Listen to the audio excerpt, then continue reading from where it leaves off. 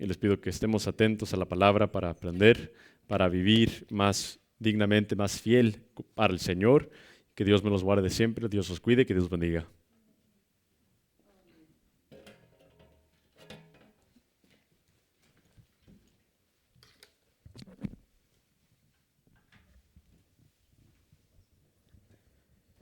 Gracias, hermano Henry. ¿Qué deseamos para nuestro hermano? Amén. ¿Cómo estamos el día o la tarde de hoy? Amén.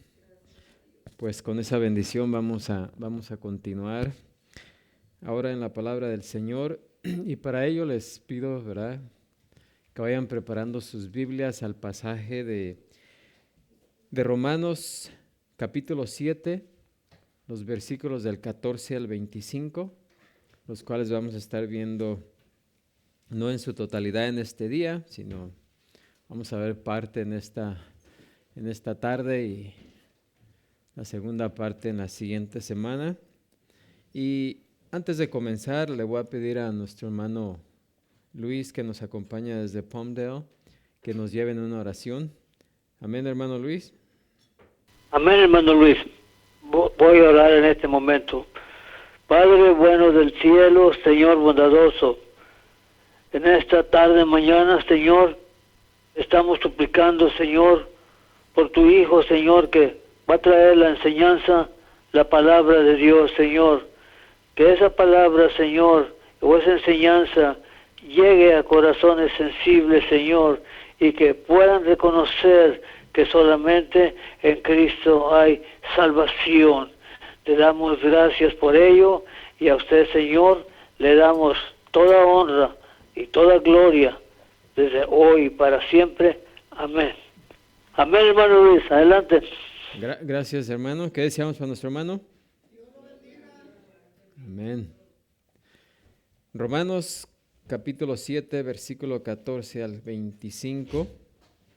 Vamos a estar viendo el conflicto del creyente por el pecado que aún mora en él. Y nos dice este pasaje: porque sabemos que la ley es espiritual, mas yo soy carnal, vendido al pecado. Porque lo que hago no lo entiendo, pues no hago lo que quiero, sino lo que aborrezco, eso hago. Y si lo que no quiero, esto hago, apruebo que la ley es buena. De manera que ya no soy yo quien hace aquello, sino el pecado que mora en mí. Y yo sé que en mí, esto es, en mi carne, no mora el bien. Porque el querer el bien está en mí, pero no el hacerlo. Porque no hago el bien que quiero, sino el mal que no quiero, eso hago. Y si hago lo que no quiero, ya no lo hago yo, sino el pecado que mora en mí. Así que, queriendo yo hacer el bien, hallo esta ley, que el mal está en mí, porque según el hombre interior me deleito en la ley de Dios, pero veo otra ley en mis miembros, que se rebela contra la ley de mi mente, y que me lleva cautivo a la ley del pecado que está en mis miembros. Miserable de mí, ¿quién me librará de este cuerpo de muerte? Gracias doy a Dios por Jesucristo, Señor nuestro. Así que yo mismo con la mente sirvo a la ley de Dios, mas con la carne a la ley del pecado. Pueden ocupar su lugar. Este pasaje ha sido un pasaje de constante conflicto desde que el apóstol Pablo lo escribió. Porque, vamos a ver por qué, porque nos muestra el conflicto que existe dentro de un creyente. Pero el otro conflicto que ha existido siempre es de que algunos dicen que la persona de la cual se habla aquí no es un creyente, y otros dicen que sí es un creyente, y ese conflicto ha existido desde que Pablo escribió ese pasaje, ¿verdad? Así que los intérpretes han estado en desacuerdo en esa cuestión, ¿verdad? Y es más, han surgido movimientos dedicados exclusivamente a promover alguna de esas dos perspectivas. Por un lado, se sostiene que la persona está demasiado atada al pecado como para ser un creyente, mientras que los del otro lado sostienen que la persona tiene demasiado amor por las cosas de Dios y demasiada antipatía al pecado como para ser un incrédulo. Por lo tanto, pues resulta obvio que es importante determinar de qué clase de persona está hablando aquí el apóstol Pablo. Y antes de intentar cualquier interpretación del pasaje, también resulta importante determinar si el uso que Pablo hace de la primera persona en singular es para referirse a sí mismo o sencillamente se trata de un recurso literario que utiliza para identificarse de manera más personal con sus lectores. Y la respuesta a esas dos preguntas va a responder una tercera pregunta. Y esa tercera pregunta es si Pablo está hablando aquí de sí mismo, está hablando acerca de su condición antes o después de su conversión. Quienes creen que Pablo está hablando acerca de un incrédulo, señalan que él describe a esa persona como alguien carnal, como nos dice ahí, carnal vendido al pecado, como alguien en cuyo interior no mora cosa buena, como nos dice el versículo 18, y como un miserable atrapado en un cuerpo de muerte, como nos dice el versículo 24. Así que ellos se preguntan, ¿cómo es posible que una persona así corresponda al cristiano que Pablo describe en el capítulo 6 como alguien que ha muerto al pecado, como nos dice el versículo 2 del capítulo 6, cuyo viejo hombre ha sido crucificado y quien ya no es esclavo del pecado, como nos dice el versículo 6, sino que ha sido justificado del pecado y libertado del pecado, como nos dicen los versículos 7, 18 y 22, que se considera a sí mismo también muerto al pecado, en el versículo 11, y que obedece de corazón la palabra de Dios, como nos dice el versículo 17. Ahora, los que dicen que Pablo está hablando acerca de un creyente en este capítulo 7, señalan que esta persona desea obedecer la ley de Dios y detesta hacer lo malo, como nos dicen los versículos 5, 19 y 21. Además dicen que es humilde ante Dios y se da cuenta de que en su condición humana no mora lo bueno, como nos dice en el versículo 18, y que ve el pecado como algo que está en él, pero que no es todo lo que hay en él, como nos dicen los versículos 17, 20 y 22. Además, esta persona da gracias a Dios, a Jesucristo como su Señor y le sirve con su mente. Así que, ¿cómo es posible que no sea un creyente?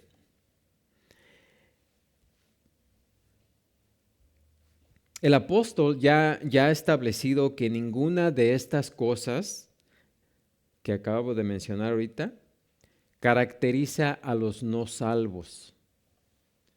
El incrédulo no solamente odia la verdad y la justicia de Dios, sino que trata de detenerlas y suprimirlas con su injusticia, rechaza de manera consciente y voluntaria la evidencia natural de Dios, no honra ni da gracias a Dios y está totalmente dominado por el pecado, de tal modo que con arrogancia desobedece la ley de Dios y alienta a otros a hacer lo mismo, como nos menciona o nos mencionó en el capítulo 1, los versículos 18 al 21 y 32 de esta misma carta. En Romanos 6, Pablo empezó su discusión acerca de la santificación, como vimos, enfocándose en el creyente como una nueva criatura, una persona nueva por completo en Cristo. El énfasis se hace por ende en la santidad y la justicia del creyente, las cuales son por igual imputadas e impartidas, o sea, dadas. Y por las razones que ya vimos en el párrafo anterior, así como por otras razones de las que se hará mención más adelante, parece cierto que en el capítulo 7 el apóstol todavía está hablando acerca de ese creyente que habló en el capítulo 6. Sin embargo, aquí el enfoque está centrado en el conflicto que un creyente continúa teniendo con el pecado. Incluso en el capítulo 6, Pablo indica que los creyentes aún deben seguir batallando con el pecado en sus vidas. Por lo tanto, él los amonesta en los versículos 12 y 13 del capítulo 6, dice: no reine pues el pecado en vuestro cuerpo mortal, de modo que lo que obedezcáis en sus concupiscencias, ni tampoco presentéis vuestros miembros al pecado como instrumentos de iniquidad. O sea, si el creyente ya fuera completamente libre de pecado, ¿por qué es que el apóstol Pablo nos amonesta a que no presentemos nuestros miembros al pecado como instrumentos de iniquidad? Algunos intérpretes creen que el capítulo 7 describe al cristiano carnal, aquel que está viviendo en un nivel muy bajo de espiritualidad, y sugieren que esta persona es un cristiano legalista y frustrado, que trata de agradar a Dios por sus propias fuerzas, viviendo o tratando de cumplir con la ley mosaica. Pero como sabemos, esta actitud que nos describe aquí el capítulo 7 no es típica de un legalista, porque el legalista tiende a sentirse satisfecho, ¿sí? Porque piensa que está cumpliendo la ley de Dios. Entonces, no es posible que esté hablando de un legalista, ¿sí? Porque el legalista no ve sus errores, porque se cree espiritualmente maduro, ¿sí? La mayoría de las personas se sienten atraídas hacia el legalismo desde un principio porque les ofrece el proyecto imaginario de poder vivir a la altura de las normas de Dios en sus propias fuerzas.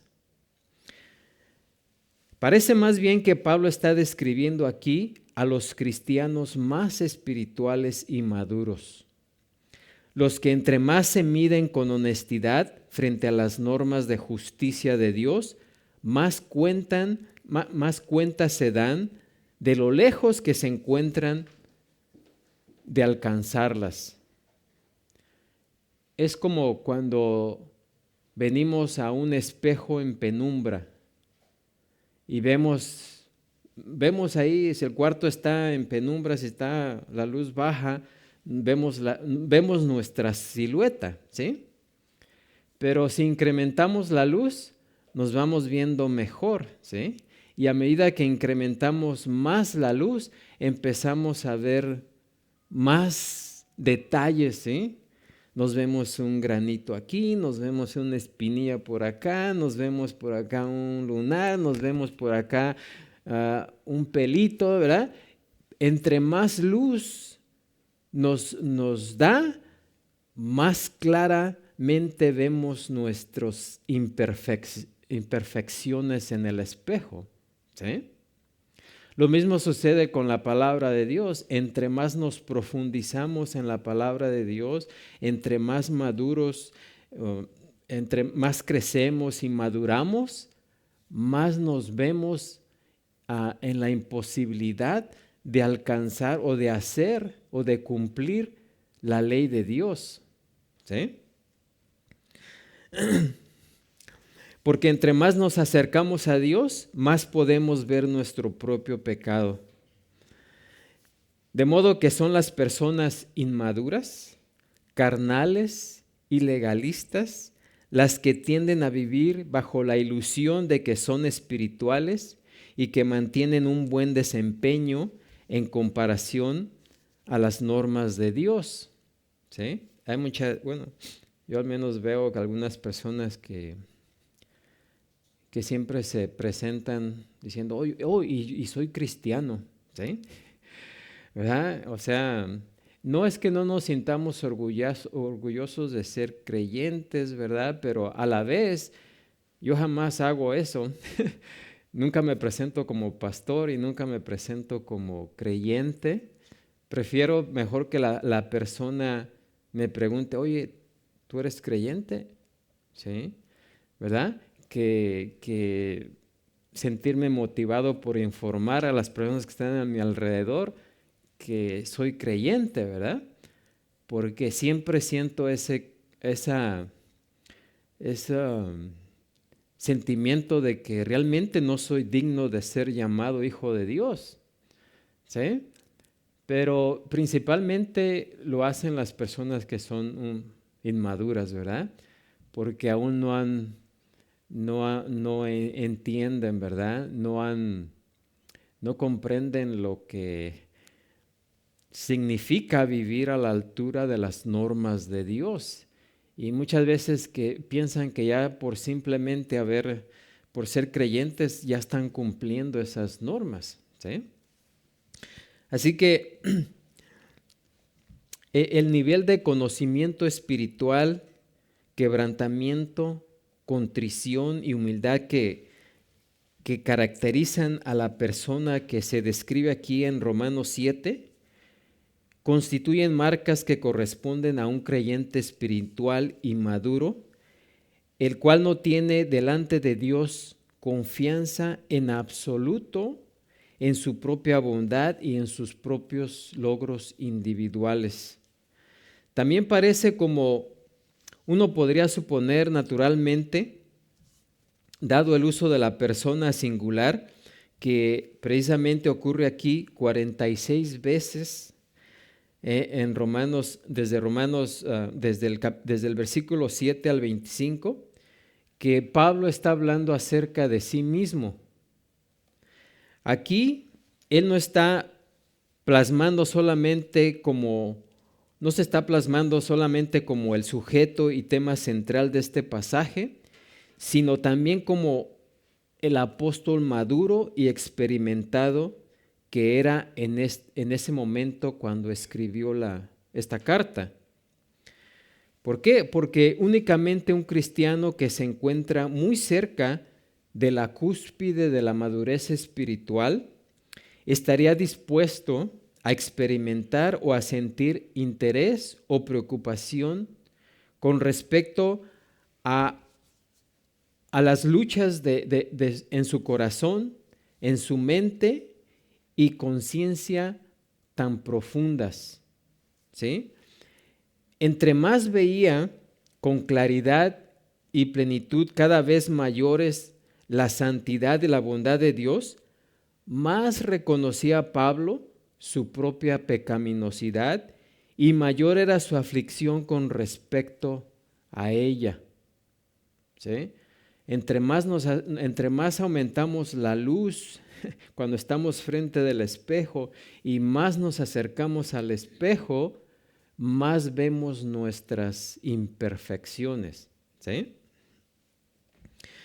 Pablo refleja esa misma humildad en muchos pasajes. Por ejemplo, en su primera carta a la iglesia en Corinto, él confesó allá en 1 Corintios 15:9, yo soy el más pequeño de los apóstoles, que no soy digno de ser llamado apóstol porque perseguía la iglesia de Dios. ¿Sí? Aunque en este pasaje él se refiere allí a su actitud y a sus acciones antes de su conversión, habla de su apostolado en tiempo presente, o sea, hace referencia a antes de su conversión, pero en el presente está hablando de su apostolado. Y se sigue considerando a sí mismo indigno de haber recibido ese supremo llamamiento. A los creyentes de Éfeso les habló acerca de sí mismo como alguien que era menos que el más pequeño de todos los santos. Efesios 3:8. Y con Timoteo se maravillaba de que el Señor le hubiera tenido por fiel para ponerlo en el ministerio. Y se refiere a sí mismo como el primero. El apóstol Pablo decía el primero de los pecadores. En 1 Timoteo 1:12 y 15. Él sabía y confesaba que todo lo que había llegado a ser en Cristo no se debía a que él fuera una gran persona, ¿sí? Sino se debía totalmente a la gracia de Dios. Él era lo que era por la gracia de Dios. Como dice en 1 Corintios 15:10. Únicamente alguien que sea una nueva criatura en Cristo vive con ese nivel de tensión entre el pecado y justicia, porque únicamente un cristiano tiene la naturaleza divina de Dios dentro de él, puesto que ya no está en Adán, sino que ahora está en Cristo. Así que posee el deseo dado por el Espíritu de ser conformado a la imagen de Cristo mismo y de ser hecho perfecto en justicia. ¿Sí? El problema es que el pecado sigue tratando de aferrarse a nuestra condición humana, aunque en nuestro interior lo aborrezcamos o lo despreciemos. Además, hemos pasado de las tinieblas a la luz y también nos hicimos partícipes de la muerte, sepultura, resurrección y vida eterna de Cristo, pero a medida que crecemos en su semejanza a Cristo, también estamos más conscientes de la presencia y el poder continuos del pecado que mora en nuestro ser, el cual aborrecemos y del cual anhelamos ser libertados. ¿Sí? Así que la persona que se describe aquí en Romanos 7 tiene una profunda percepción de su propio pecado y un deseo igualmente profundo de agradar al Señor en todas las cosas. Únicamente y solamente un cristiano maduro podría caracterizarse por esos rasgos de carácter. ¿Sí? El escritor puritano Thomas Watson observó que una de las señales definitivas de la santificación es una apatía contra el pecado. ¿Sí? ¿Por qué? Porque un hipócrita puede dejar el pecado, pero puede seguir amándolo. ¿Sí? Es como una serpiente que se quita la piel, pero conserva los colmillos. En cambio, la persona santificada puede decir que no solamente deja el pecado, sino que lo aborrece. ¿Sí? Ahora, el creyente espiritual es sensible al pecado porque sabe que contrista al Espíritu Santo, como nos dice en Efesios 4:30, porque deshonra a Dios, como nos dice en 1 Corintios 6:19, porque el pecado impide que nuestras oraciones sean contestadas, como dice 1 de Pedro 3:12, y porque el pecado hace que nuestra vida carezca de poder espiritual, como nos dice 1 Corintios 9:27.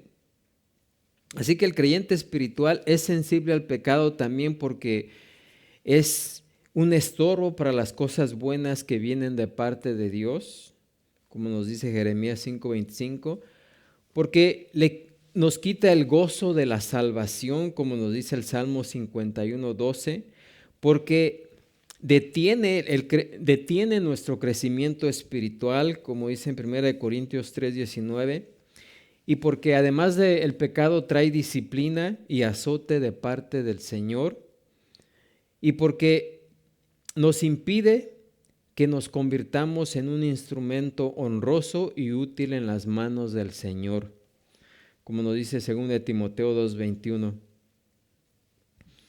También el creyente espiritual es sensible al pecado porque el pecado contamina el compañerismo cristiano, como nos dice 1 Corintios 10:21, porque impide nuestra participación apropiada en la cena del Señor, como nos dice en 1 Corintios 11:28 y 29, y porque incluso nos puede acarrear peligros en nuestra vida y salud física.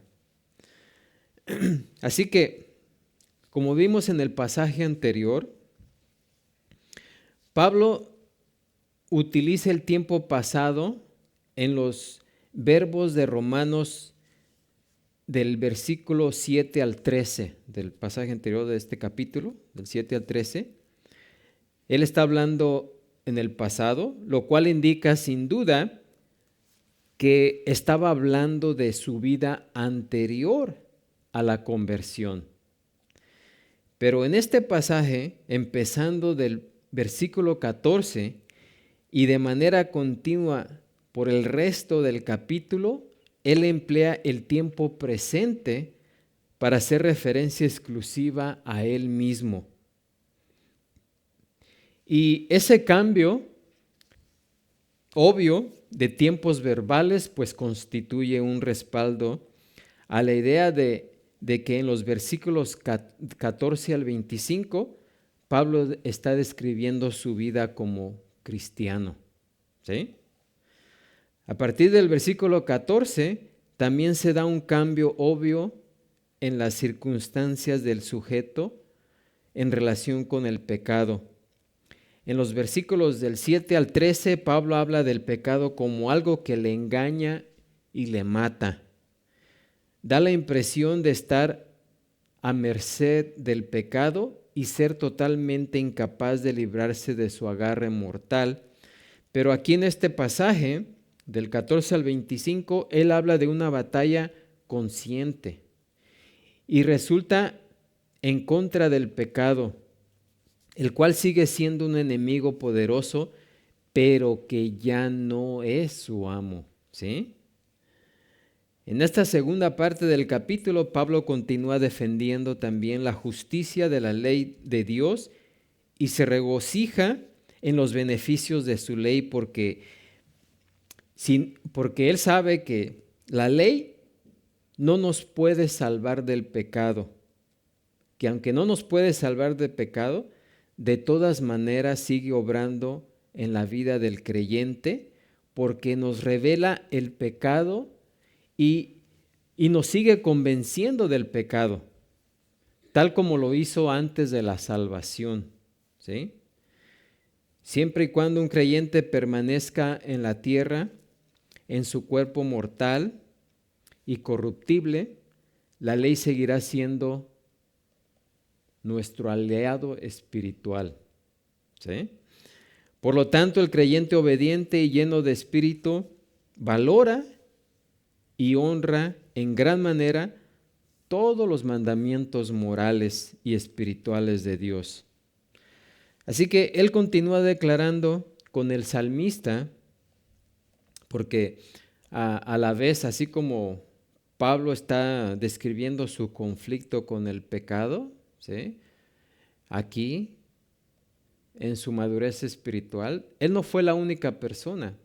También vemos a David batallando con lo mismo, ¿sí?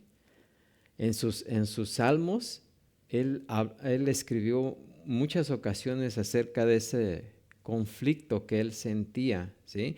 Por cumplir la ley de Dios y por el pecado que todavía residía en él, que le evitaba cumplir ese deseo, ¿sí? Así que dice el salmista: en mi corazón he guardado tus dichos para no pecar contra ti. Salmo 119, 11.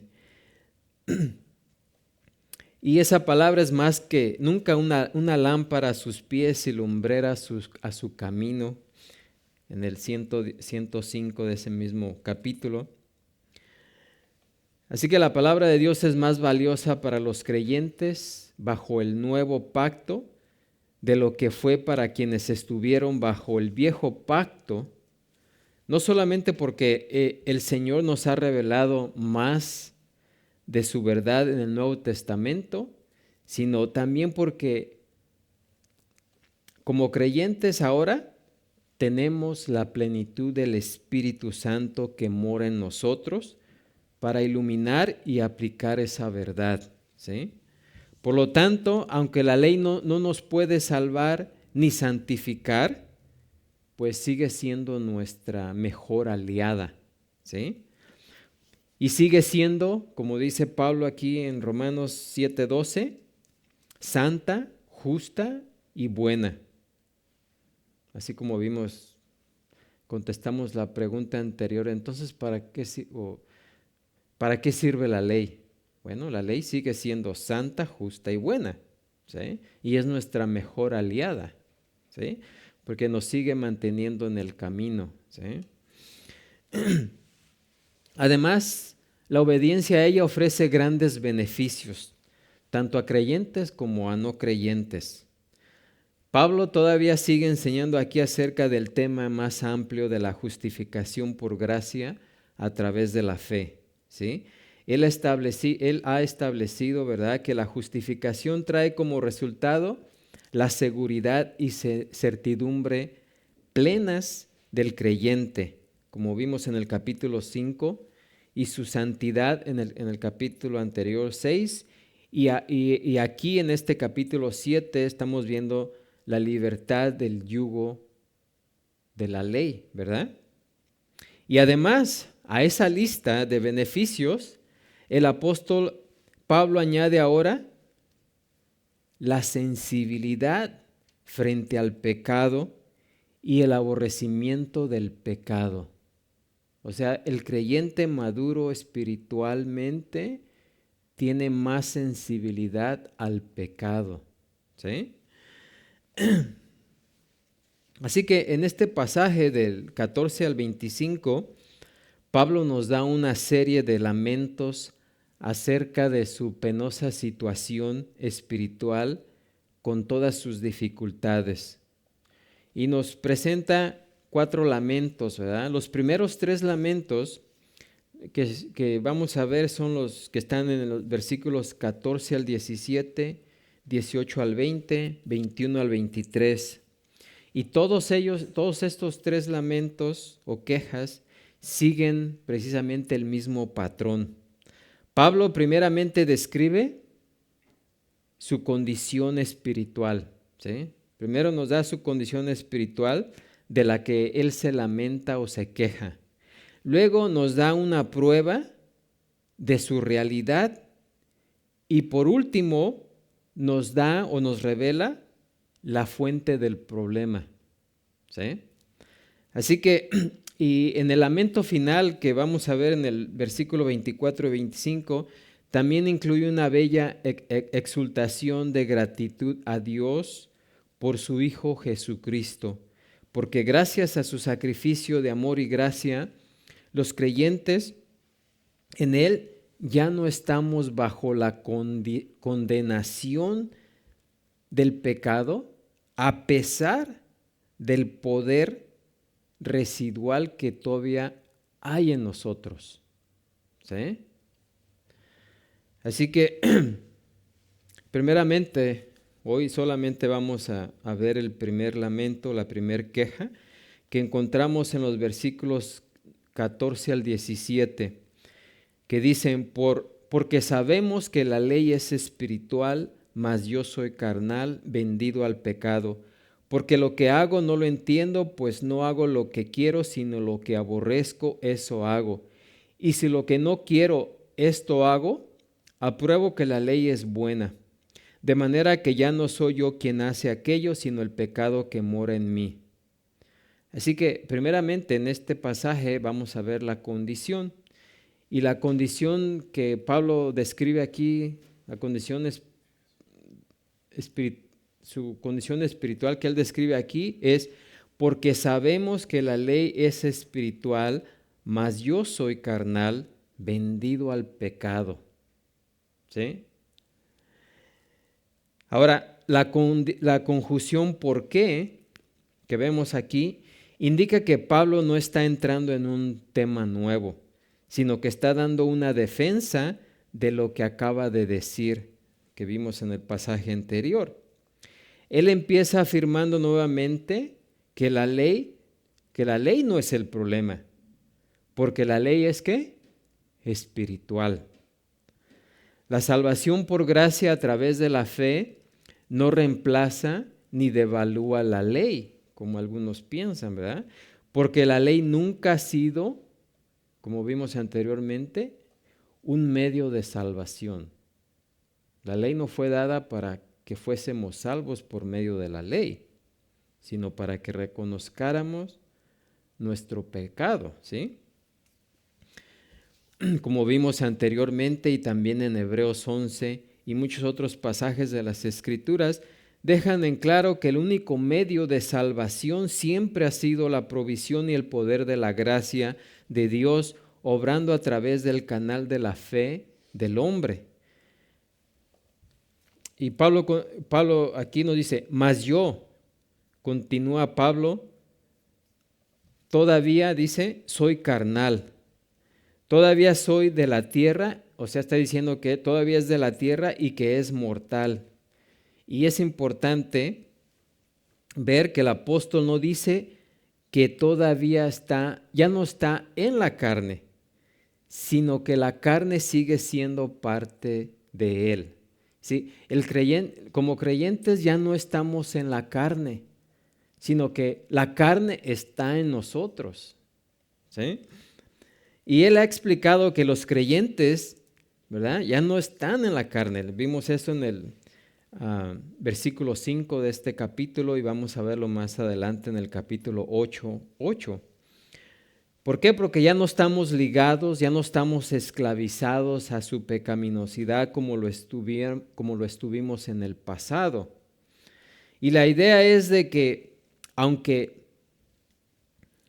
ya no estamos en la carne todavía está en nosotros. Y va a continuar con nosotros hasta que muramos o Jesucristo venga por nosotros. Amén.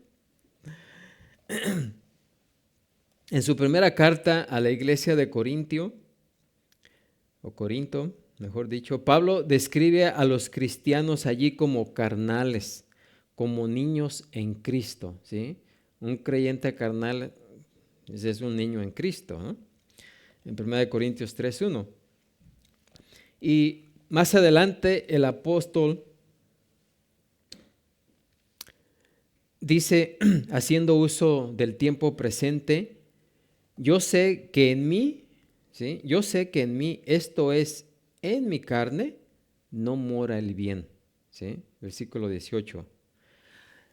Y aquí vemos que aún el apóstol Pablo, siendo apóstol de Jesucristo, él poseía un residuo de la pecaminosidad que nos caracteriza a todos los seres humanos, incluso los que en Cristo son salvados de la dominación total y de la condenación eterna. No obstante, el espíritu del cristiano, o sea, el hombre interior, ha sido limpiado de pecado por completo y para siempre. ¿Sí? Es por esa razón que en el momento de nuestra muerte ya estamos preparados para entrar a la presencia de Dios. ¿Sí? Ya no se nos tiene que agregar nada ni quitar nada. ¿Sí? Debido a que nuestro nacimiento espiritual ya ha tenido lugar en el momento de la muerte, ¿sí? Su carne al lado de todos sus residuos de pecado es dejada atrás, definitivamente. Ya no somos esclavos del pecado, ¿sí? Todos nuestros pecados pasados y futuros han sido pagados, han sido perdonados. Ya estamos listos para entrar al reino. Amén. Pero, si somos honestos, ¿verdad? Y reconocemos y hemos sido bien enseñados, nos vamos a dar cuenta de, aunque ya estamos listos para entrar al cielo, ¿verdad?, que nos resulta muy difícil cumplir con el estándar de Dios. ¿Sí o no? Y que con frecuencia tropezamos y caemos. Amén. Pero que ya no pertenecemos a nuestro padre anterior, que era el diablo, como nos dice Juan 8:44, y que ya no amamos al mundo, como nos dice 1 Juan 2:15, y que para siempre hemos dejado de ser un esclavo del pecado, pero todavía seguimos sujetos a su capacidad de engaño, ¿sí? No a la esclavitud, sino a su capacidad de engaño, y que nos vemos atraídos en muchas instancias a sus encantos, por así decirlo, ¿sí? Pero que como creyentes ya no nos sentimos felices con el pecado, porque eso es contrario a nuestra naturaleza nueva y porque sabemos que aflige a nuestro Señor y también a nuestra propia conciencia. Así que la expresión vendido al pecado aquí ha ocasionado que muchos intérpretes no capten el punto que Pablo quiere mostrar, y esto los ha llevado a tomar esas palabras como evidencia de que la persona de la cual se está hablando aquí no es un cristiano.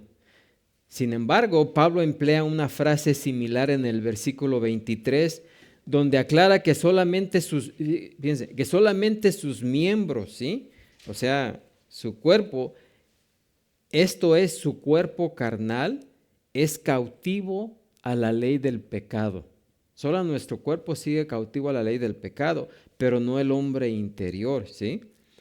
Esa parte residual de su condición humana no redimida sigue siendo pecaminosa y en consecuencia está en guerra en contra de la parte nueva y redimida de su ser, la cual ya no está cautiva, ya no está esclavizada al pecado, sino que se ha convertido ahora en su enemigo, ¿sí?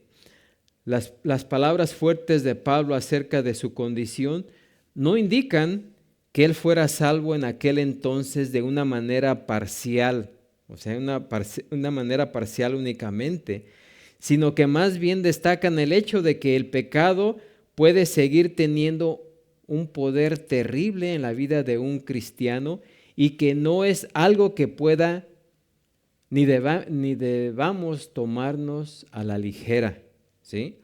La batalla del creyente con el pecado es difícil y dura toda la vida.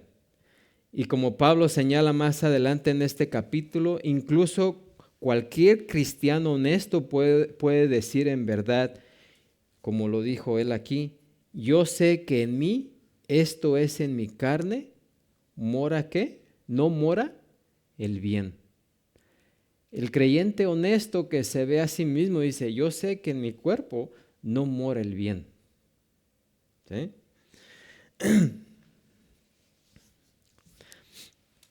En él mismo, ¿sí? Es decir, en lo que queda de su ser carnal, Un cristiano no es más santo, más libre de pecado de lo que era antes de la salvación. Probablemente muchos años después de convertirse en un creyente, David oró, ¿sí? Paralelo a lo que el apóstol Pablo está diciendo aquí. Ten piedad fíjense, después de ser creyente por mucho tiempo, dice David, ten piedad de mí, oh Dios, conforme a tu misericordia, conforme a la multitud de tus piedades, borra mis rebeliones, lávame más y más de mi maldad y límpiame de mi pecado, porque yo reconozco mis rebeliones y mi pecado está siempre delante de mí. ¿Y quién está hablando aquí? David, que era considerado el hombre conforme al corazón de Jehová. Y él también, juntamente con Pablo, sentía lo mismo, ¿sí? Igual, ese conflicto que aún estaba dentro de ellos, ¿verdad? Y que está dentro de cada creyente. La traducción en la Nueva Versión Internacional del versículo 5 de ese salmo ofrece una útil explicación. Dice, yo sé que soy malo de nacimiento, pecador me concibió mi madre. ¿Sí? Estamos hablando del rey David, ¿eh? David entendió bien la verdad que el apóstol Juan proclamaría más tarde a los creyentes, allá en 1 de Juan 1, 8 al 10. Si decimos que no tenemos pecado, nos engañamos a nosotros mismos y la verdad no está en nosotros. Si confesamos nuestros pecados, Él es fiel y justo para perdonar nuestros pecados y limpiarnos de toda maldad. Si decimos que no hemos pecado, le hacemos a Él mentiroso y su palabra no está en nosotros. ¿Sí? Fue ese mismo espíritu humilde que Isaías, aunque era un profeta de Dios, confesó al estar de pie ante el trono celestial, dijo, soy un hombre inmundo de labios. ¿Sí? Al igual que Isaías, entre más se acerca un cristiano a Dios, más puede percibir, con mayor claridad la santidad del Señor por un lado y su propia pecaminosidad por el otro. Cuando Jesús calmó la tormenta en el mar, ¿qué le dijo Pedro? Señor, apártate de mí porque soy pecador. ¿Sí? En ese momento se vio que estaba delante de Dios y se sintió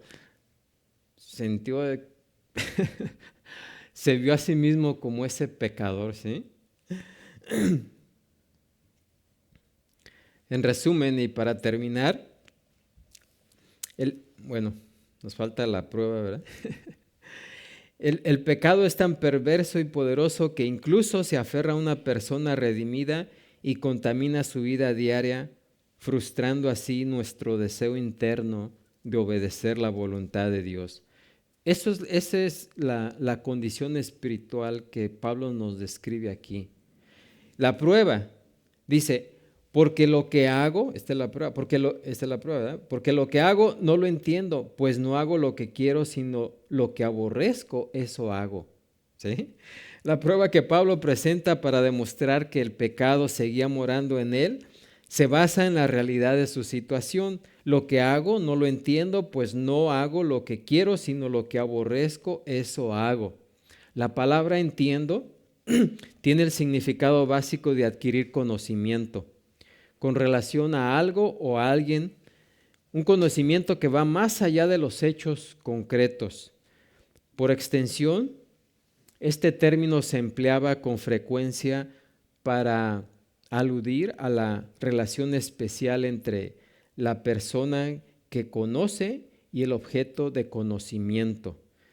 Principalmente se emplea para referirse a la relación íntima entre el esposo y la esposa y entre Dios y su pueblo. ¿Sí?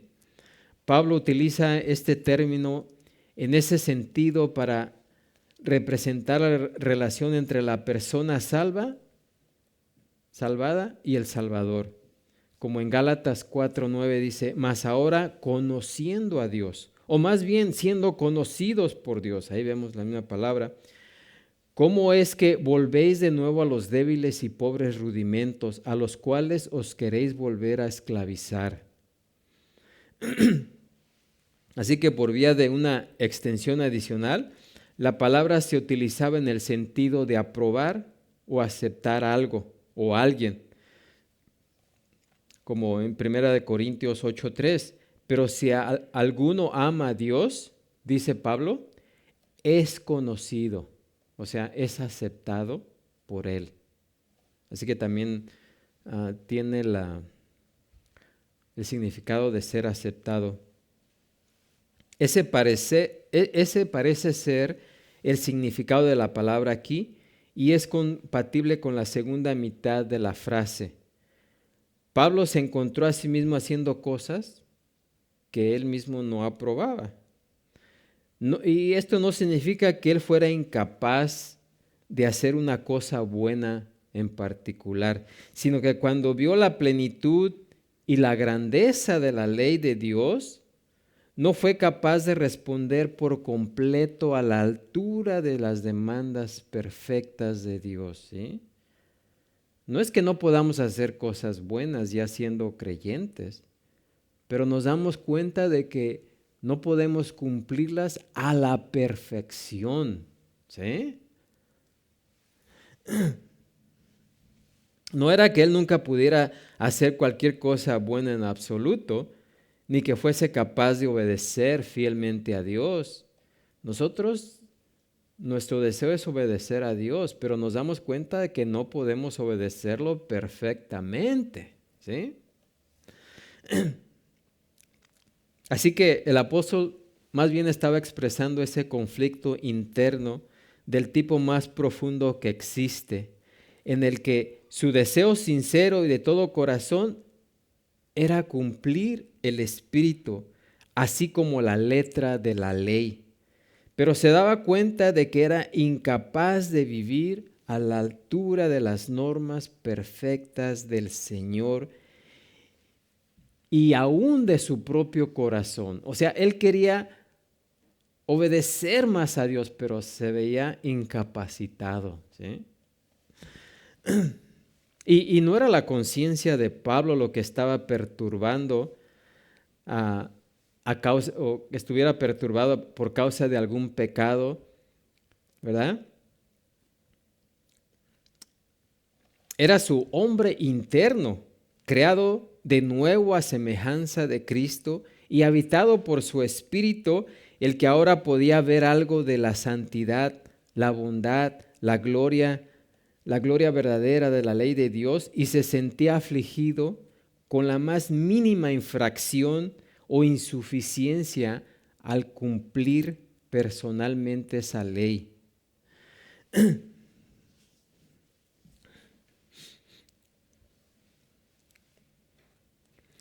Así que ese espíritu de humilde contrición es una marca de todo discípulo espiritual de Cristo que clama, Señor, no puedo ser todo lo que tú quieres que yo sea. Soy incapaz de cumplir del todo tu ley perfecta, santa y gloriosa.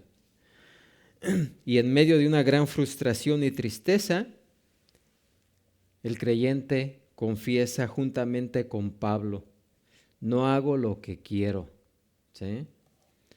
Y por último nos da la fuente. ¿Cuál es la fuente? Versículo 16 y 17. Y si lo que no quiero, esto hago, apruebo que la ley es buena, de manera que ya no soy yo quien hace aquello, sino el pecado que mora en mí. Así que, ¿cuál es la fuente de que el creyente no pueda cumplir el deseo del hombre interior o la voluntad de Dios en toda su capacidad? ¿Qué dice Pablo aquí? El pecado que mora en mí. Amén.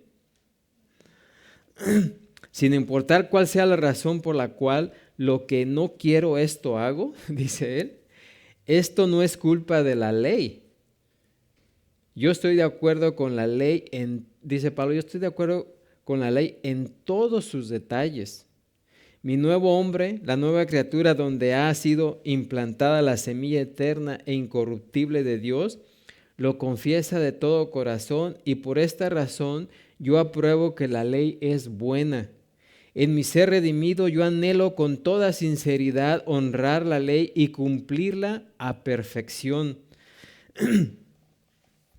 Y todo cristiano verdadero tiene en su corazón esa percepción consciente de la excelencia de la ley de Dios, y entre más vaya madurando en Cristo, mayor será su nivel de percepción y entendimiento de la bondad, la santidad y la gloria de la ley. Entonces, ¿cuál es el problema? ¿Cuál es la fuente de nuestro fracaso en vivir conforme a las normas de Dios y a nuestros propios deseos internos de perfección? ¿Qué dice Pablo aquí? De manera que ya no soy yo quien hace aquello, nos dice Pablo, sino el pecado que mora en mí. Y Pablo no estaba tratando de escapar de sus responsabilidades, ¿sí? Como algunos dicen, no, yo no fui, es que es el pecado, es la carne, ¿sí? Como podríamos decir, ¿no? para tratar de eludir nuestra responsabilidad. Ya no es el hombre, ya no es el hombre interno, es la carne, tú sabes, la carne es débil, ¿sí? No estaba haciendo eso Pablo. El apóstol estaba enseñando que el mundo del espíritu no es todo bondad y que el mundo físico sea totalmente maligno como una filosofía que existía en su tiempo, ¿verdad?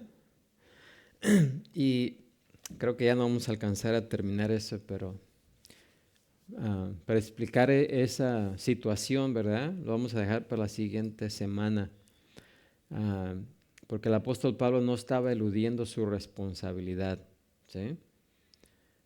Como había una filosofía en su tiempo que lo hacía, que le echaba la culpa al cuerpo y decía, no, pero el hombre interno, ese ya va al cielo. Y la carne, así rápidamente decir, la carne pues ella va a pecar, pero pues ya está muerta, ya va a morir y pues lo que haga ya no cuenta, ¿sí? Y no se trata que el apóstol Pablo estuviera utilizando esa filosofía, ¿ok? Así que, pues, esperemos que hayamos entendido ese conflicto que aún existe en el creyente. Amén. Y pues se nos pasó el tiempo muy rápido, pero hoy, el primer día de la semana, celebramos el primer domingo del mes, celebramos la Cena del Señor y vamos a tomar la Cena del Señor, no sin antes leer la porción donde el apóstol Pablo recibió las instrucciones acerca de esa ordenanza que Jesucristo dejó para la iglesia. Una de las dos ordenanzas que Jesucristo dejó para la iglesia. Y en 1 Corintios 11, los versículos 23 en adelante, vamos a leer precisamente esa revelación que Pablo recibió. Dice, porque yo recibí del Señor lo que también os he enseñado, que el Señor Jesús, la noche que fue entregado, tomó pan, y habiendo dado gracias, lo partió y dijo, tomad, comed, esto es mi cuerpo que por vosotros es partido. Haced esto en memoria de mí. Asimismo tomó también la copa después de haber cenado, diciendo, esta copa es el nuevo pacto en mi sangre. Haced esto todas las veces que la bebieres en memoria de mí. Así pues, todas las veces que comieres este pan y bebieres esta copa, la muerte del Señor anunciáis hasta que Él venga. De manera que cualquiera que comiere este pan o bebiere esta copa del Señor indignamente, será culpado del cuerpo y de la sangre del Señor. Por tanto, pruébese cada uno a sí mismo y coma así del pan y beba de la copa, porque el que come y bebe indignamente sin discernir el cuerpo del Señor, juicio come y bebe para sí. Por lo cual hay muchos enfermos y debilitados entre vosotros y muchos duermen. Si pues nos examinásemos a nosotros mismos, no seríamos juzgados, mas siendo juzgados somos castigados por el Señor, para que no seamos condenados con el mundo. Así que, hermanos míos, cuando os reunís a comer, esperaos unos a otros. Si alguno tuviere hambre, coma en su casa, para que no os reunáis para juicio. Las demás cosas las pondré en orden cuando yo fuere. Así que ahí tenemos la ordenanza que el apóstol Pablo recibió directamente del Señor Jesús concerniente a la cena del Señor. Y básicamente la cena del Señor es una ordenanza, no es una sugerencia, es una ordenanza, o sea, un mandamiento de los dos que dejó para su iglesia. Y al tomar la cena del Señor, así como a los judíos, al pueblo de Israel, Dios les dio ritos, ceremonias y fiestas que apuntaban a la venida de Jesucristo. O sea, eran formas las fiestas, los ritos y las ceremonias eran tipos y figuras o eran profecías, ¿sí? Profecías que por medio de lo que celebraban, anunciaban el cumplimiento de esas profecías, ¿sí? Así que cuando Jesucristo vino, cumplió muchas de esas profecías, ¿sí? Pero ahora para la iglesia nos ha dejado dos, y esas dos sirven también para que, por ejemplo, la cena del Señor, para los que ya hemos sido redimidos, nos sirve para recordar cómo el Señor nos salvó. Y para aquellos que no conocen al Señor, para que sepan cómo pueden ser salvos, ¿sí? Así que cuando el pan representa el cuerpo de Jesucristo, y más que nada representa la encarnación de Dios en Jesucristo, ¿sí? Dios dejó su gloria y se encarnó en Jesucristo, se hizo hombre. Y esa es una verdad que tenemos que reconocer. Si queremos entrar al cielo, si queremos el reino de Dios, necesitamos confesar que Jesucristo es el Señor. Si una persona no cree que Jesucristo es Dios, no puede ser salvo, ¿sí? Así que cuando tomamos el pan, estamos diciendo, yo creo esa gran verdad, que Jesucristo es Dios, que Jesucristo es el Señor, y me como ese pan, afirmando con ello que yo creo esa verdad. La segunda verdad es la que representa la copa de vino. La copa de vino representa el sacrificio que Jesús hizo en la cruz, ¿sí? Por el cual nuestros pecados, y solamente por ese sacrificio, nuestros pecados son perdonados. No podemos hacer nada. Humanamente no podemos hacer absolutamente nada para limpiarnos de nuestros pecados. Solamente aceptando lo que Jesús hizo por nosotros. No es algo que nosotros hagamos por nosotros, es algo que Jesús hizo por nosotros en la cruz. Y la copa de vino representa ese sacrificio. Así que alguien que quiera entrar al reino de Dios necesita poner toda su confianza en el sacrificio que Jesús hizo en la cruz para limpiarnos de nuestros pecados pasados, presentes y futuros. Así que cuando tomamos la copa de vino, estamos diciendo, yo creo y confieso, ¿sí?, que solamente por medio del sacrificio de Jesucristo, mis pecados son completamente perdonados, ¿sí? Así que esa es la manera de entrar al reino de Dios. Y lo otro es la resurrección. Ninguna persona que no cree en la resurrección de Jesucristo puede ser hijo de Dios. ¿Sí? La resurrección de Jesucristo representa también la aprobación del Padre por el sacrificio que hizo por nuestro pecado. Así que si el Padre no aprobaba ese sacrificio, no había redención de pecados. ¿Sí? ¿Y cómo fue que Dios aprobó lo que Jesucristo hizo? Al levantarlo de los muertos. ¿Sí? Y también prueba que Jesucristo no cometió pecado. La muerte solamente puede retener al pecador.